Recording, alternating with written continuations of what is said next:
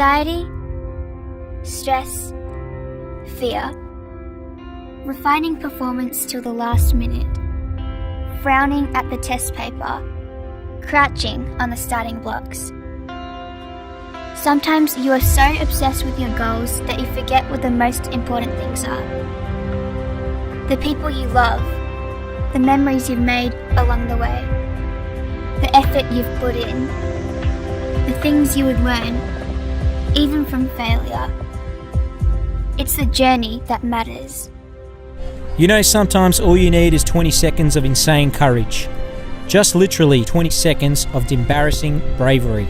And I promise you, something great will come of it. And the journey is never ending. All you need to do is enjoy the moment. We may fall, but we will never quit. We may lose, but we are never defeated. We are the proud and the faithful. We are the compassionate and the courageous. Together, we can lead the way. At Ivanhoe, we are champions!